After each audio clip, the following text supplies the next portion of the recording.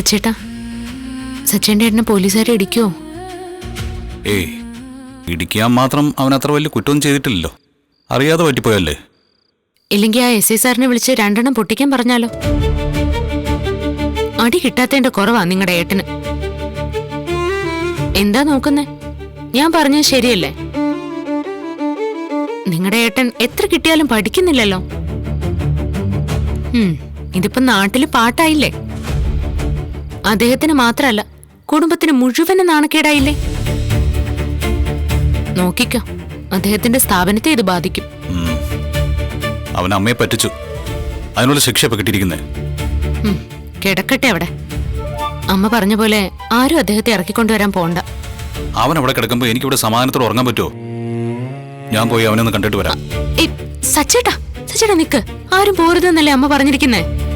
ആര് പറഞ്ഞാലും ഞാൻ പോവും. അവൻ എന്റെ ചോരയെ രവതി. അവന്റെ സ്ഥാനത്ത് നിന്റെ അനിയനായിരുന്നെങ്കിൽ നീ പോകില്ലായിരുന്നോ? ചെറുപ്പത്തിലെ അവനിങ്ങനെയായിരുന്നു. കള്ളത്തരം കാണിക്കും, കാശിന് വേണ്ടി എന്ത് ചെയ്യും. അവന്റെ സന്തോഷം അവന് പ്രധാനം. മറ്റുള്ളവരെ കുറിച്ച് ചിന്തിക്കുക പോലുമില്ല.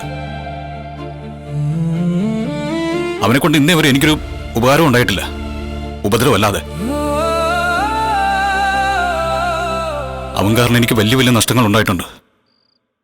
എന്നാലും എനിക്കവന് ഇഷ്ടമായ മതി.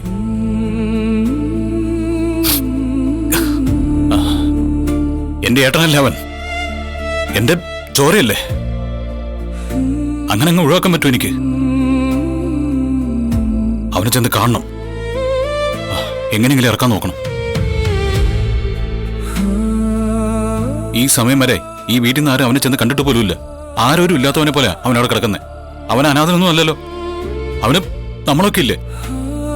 ആര് കാണാൻ ചെന്നില്ലെങ്കിലും ഞാൻ പോവും. അവനെ ഇറക്കിക്കൊണ്ട് വരികയും ചെയ്യും. ഉച്ചയ്ക്ക് മുന്നേ പിടിച്ചോണ്ട് പോയല്ലേ അവനെ. ഇതുവരെ ഒന്നും കഴിച്ചുകൂടി കാണില്ല. പോലീസുകാരൊന്നും വാങ്ങിച്ചു കൊടുത്തിട്ടുണ്ടാവില്ല. വിശക്കുന്നുണ്ടാവില്ല അവന്. നന്നായിട്ട് പേടിച്ചു കാണും അവൻ.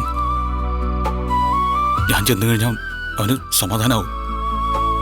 നിങ്ങൾ എന്നും അടികൂടും, വഴക്കും അടിക്കും, പരസ്പരം കുറ്റപ്പെടുത്തുകയും കളിയാക്കുകയും ഒക്കെ ചെയ്യും.